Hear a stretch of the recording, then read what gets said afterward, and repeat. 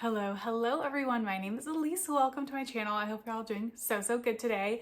We are here to get my predictions in for the 2026 Republic of Consciousness Prize, US and Canada edition, although I probably don't need to clarify that anymore because the original UK prize has changed its name. So I can just say Republic of Consciousness Prize from here on out, and that is what I will do.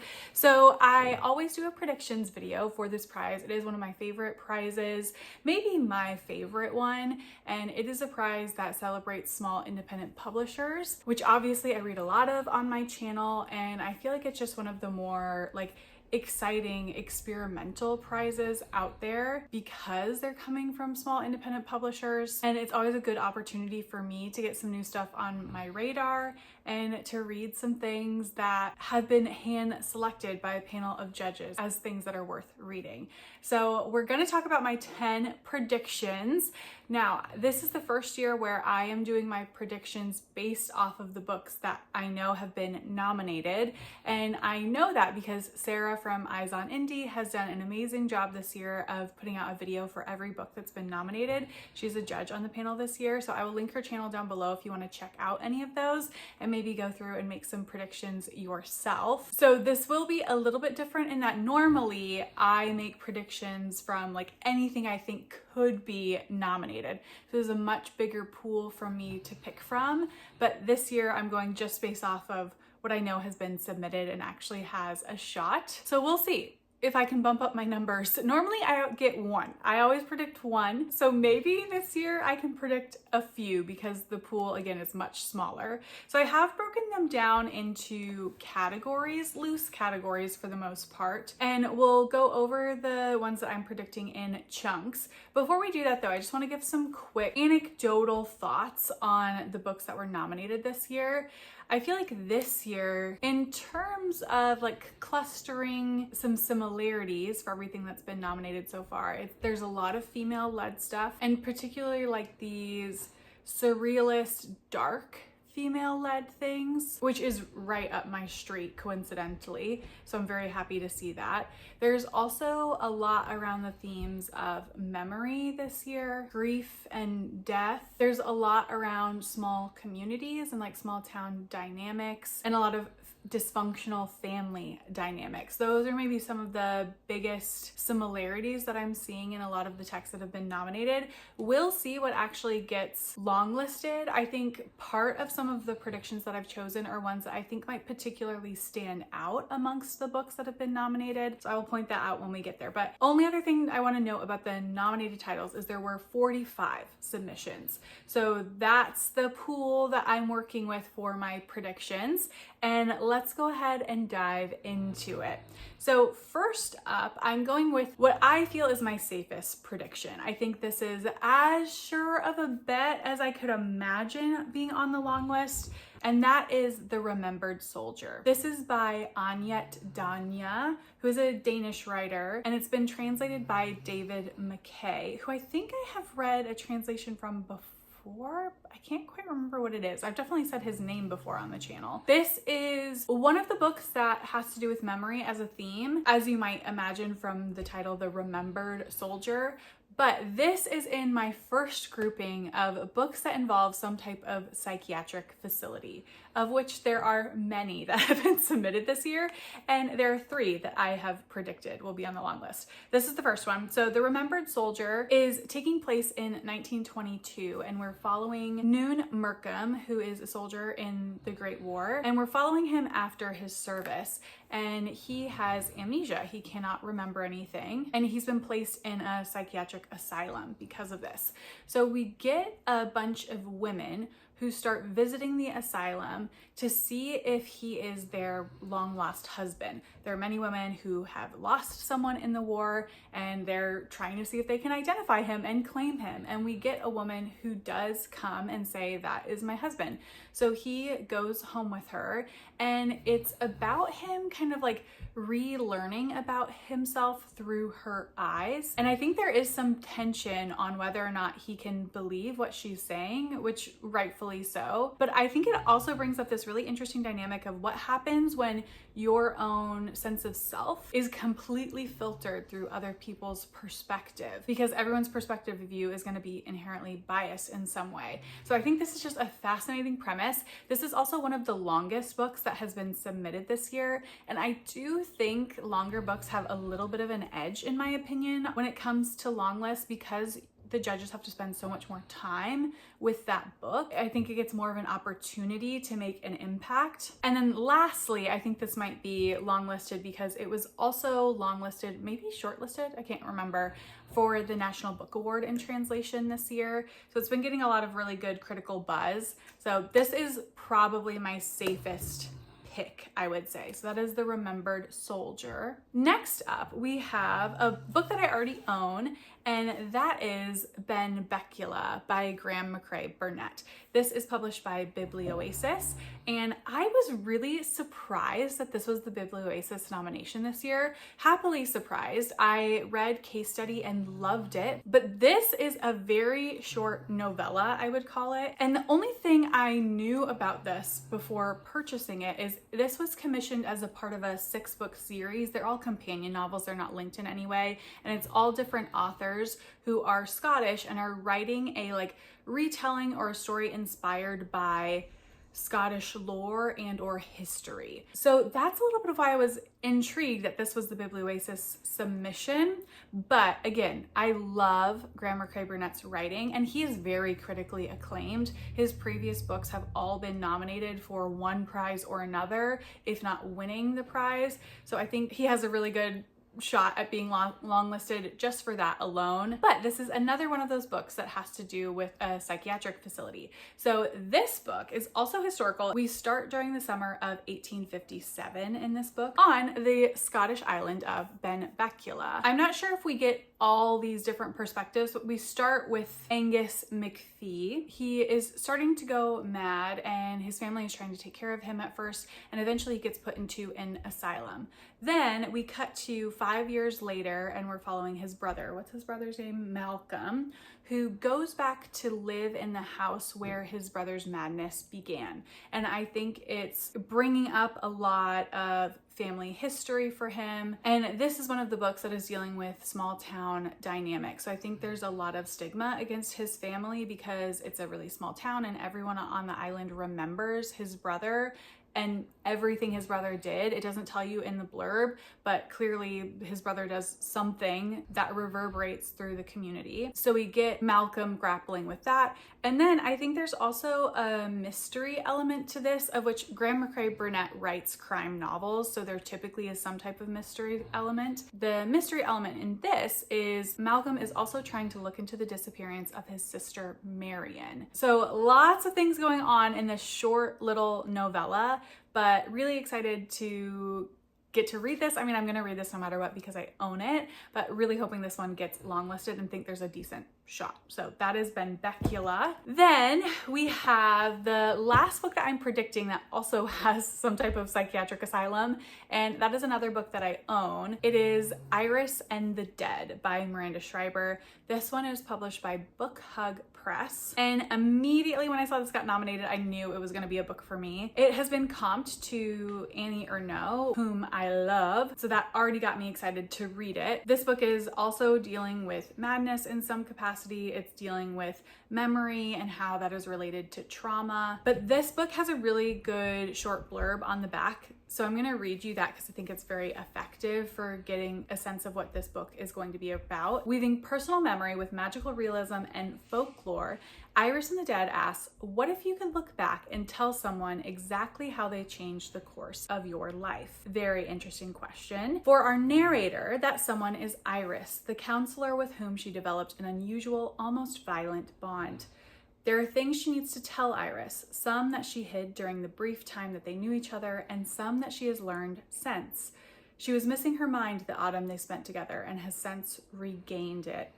Ugh, Sounds so good. This is one I think is a little bit wish listy for me. I could see this one not being long listed, but I want to read it so badly. Again, I own it. And I'm just hoping, fingers crossed, that this one gets long listed. So that is the final in books that have some type of section taking place in a psychiatric facility. So now we're gonna switch over to the 2 short story collections that I am predicting. There were a good amount nominated this year. I actually think maybe more than previous years now that I'm thinking about it, but I don't have the numbers to back that up. That's me recollecting off the top of my head. But the first one that I'm gonna predict is Small Scale Sinners. This is by Mahreen Sohail, and it's published by A Public Space Books. This collection is very slim. I think it's under 150 pages, and all of the stories have to do with this central question of what it means to be a good person. 1, that's a fascinating question, and 2, I love a short story collection that is really cohesive in what it's trying to explore. And most of the time that tends to be like a central theme. So this question I think is a really good way to bring all of the stories together and have a through line. And just a couple of the one-liners for the stories in this is there's a chorus of 6th graders that unravels a school year they spend obsessed with their twin classmates. And another story shows a girl who cuts off her beautiful long hair for her boyfriend's dying mother, but the boyfriend ends up hating it. And the blurb at the end does say that one of the messages maybe of the book is that being good matters. And I agree, being good does matter. I think there should be some intrinsic value in trying at least to be good to yourself and to other people. So again, sounds amazing. This has one of my favorite covers on all the books that have been nominated. It is stunning. So that is Small Scale Sinners. All right, so the next short story collection that I am predicting, and the only other one I'm predicting, is First Kicking Then Not by Hannah Grieco. This one's published by Stanchion, and this is 15 stories, some being flash fiction, some being longer, about womanhood, motherhood, loss, divorce. And I think it has this darkly humorous, surreal quality to it. And this book is asking some central questions about who do you see when you look in the mirror and who do you want to see when you look in the mirror. I'm hoping that this short story collection will stand out to the judges because there are flash fiction elements with longer pieces. And sometimes I think that juxtaposition can help exaggerate what each story is trying to do because you have the contrast of like a really short or really long piece right next to it. So I'm hoping this one will feel a little bit different for the judges. Also, I'm very interested in it, so that's definitely making me a little bit biased of why I want to see it on the long list. 5th prediction is First Kicking Then Not. And then the next 2 are sort of just like wish list ones for me. I think one has a better shot than the other, if I'm being honest, but these are 2 that just sounded fascinating to me, and I think they're a little bit different from some of the other stuff that has been nominated, but these ones I probably have the least basis for guessing why they're going to be on the long list. The first one is probably the longer shot, and that is Property by Cayley. This one is published by Coach House Books, and this was on my anticipated releases list for 2025 in one of the videos that I did, depending on the month that it came out. And this one just has such an intriguing hook to the story. We're following a small community, so it's another one of those, and it is a spring day, and this community is slowly gentrifying over time, and we know that by the end of the day, someone in the community is found dead. Such a good hook. And then I think we get lots of different perspectives about people who live in the community and how all these like decisions and choices that they're making lead up to this event. So I think it's got like maybe a butterfly effect quality to it. And I'll read you the last part of this blurb, which I think sums up some of what it's trying to do. And it says, with crystalline prose that balances emotional complexity and a hint of satire, Property explores the thorniness of class and privilege in a city stretched to the breaking point. This novel shows the complicated politics of queer respectability, friendship, the real and imaginary perils of raising children, and the ways that we hurt one another without meaning to. It sounds so good. It sounds so good. And I love reading about class. This is one of the books on the long list that I think is talking about class in a really direct way. But I want to read this one so badly, and hopefully being longlisted will give me the push to make some time for it. So that is Property.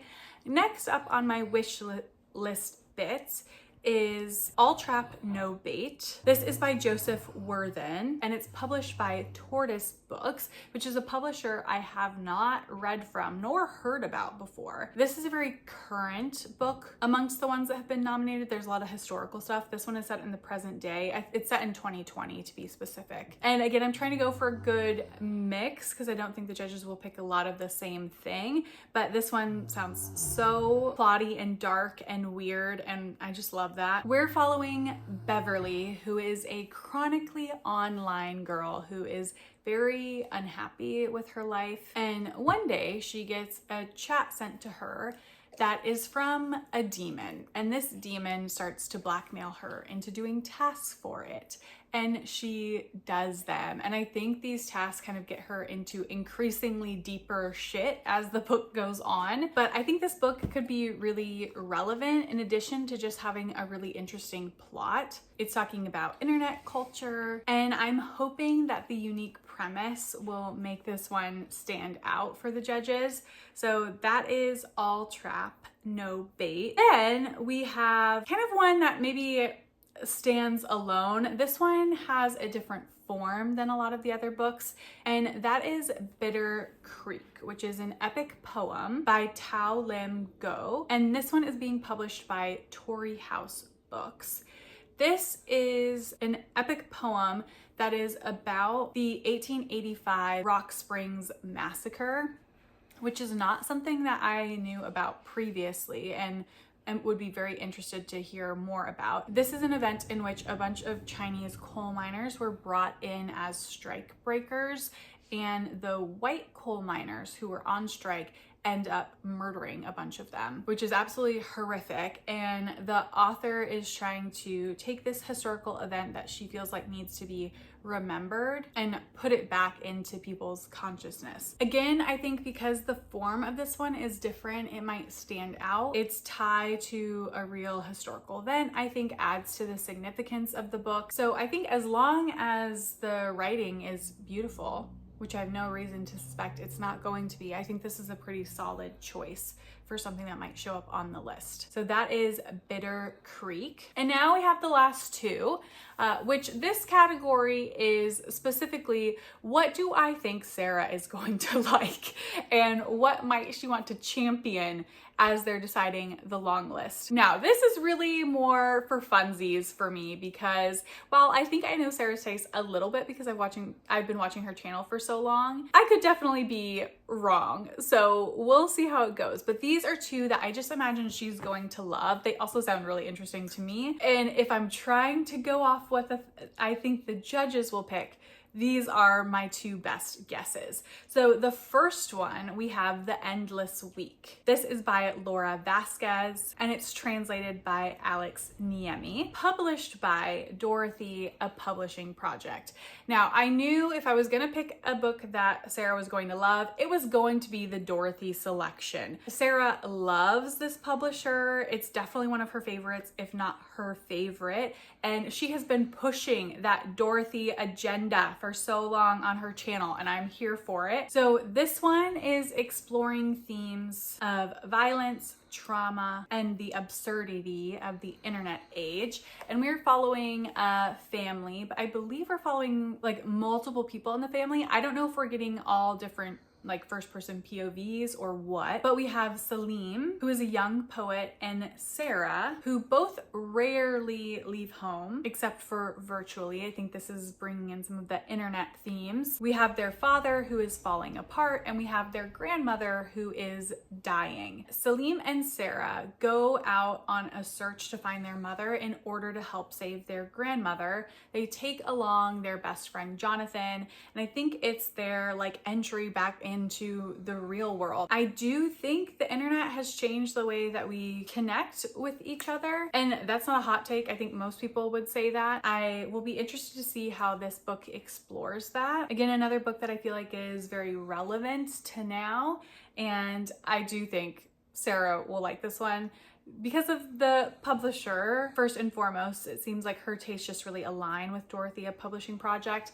And this book sounds so interesting. It's also got this kind of like trip aspect that she really likes, which is going to tie into the next book, which is my last prediction, and also in the category of books I think Sarah will like. And that is All That Dies in April. This is by Mariana Travacio, and it has two translators, Samantha Schnee and Will Morningstar. Samantha Schnee is a translator that I absolutely adore. She translates from Spanish, and she translated The Book of Eve by Carmen Buyoso. And that book I think is really hard to translate. It is told in these like vignettes and sometimes told in verse. It would be very difficult, I think, to translate. So I really trust her as a translator. This one is published by World Editions, and we are set in the stark landscape of Argentina, where we meet two characters, Lina and Relicario. And Lina, they're at sort of this crossroads moment, I think, when we get to them. Lina wants to leave their drought-ridden town to go off in search of her son. Her son left a long time ago to find work and to find water, which is in very short supply in this world. And Relicario wants to stay on the land because that is where their ancestors are buried. And they each kind of go on their separate paths, and I think we get the story from there. Not only does this have that like trip aspect that Sarah has talked about on her channel before, but this is also talking about themes of rural displacement and systemic inequality. And the setting of this book, I think, is a really perfect setting to draw out some of those themes. And also, bonus, this book has been blurbed by Agustina Bazterrica, maybe the most well-known Argentinian author in the US, at least. She writes horror dystopian fiction, most well known for Tender is the Flesh. So if she is blurbing it, I think that's a lot of credit in its favor, and it just sounds like a great all-around package that I'm hoping Sarah will really like. Those are the 10 books that I am predicting will be on the Republic of Consciousness 2026 long list. I'm filming this on the 19th and hopefully editing it and getting it uploaded on the 19th because the long list gets announced on the 20th, so tomorrow. Please let me know if you have read any of these books or if they sound interesting to you, and also let me know what you would predict is going to be on the long list this year. I'm so excited to look at the long list and decide which ones I'm going to read. I am going to be doing a vlog again this year. I don't read all of the long listed titles, I just read the ones that I'm most interested in. But if my long list is 100% accurate, I would love to read all of these books. So we'll see what ends up happening, and I will see you all in the next video. Bye.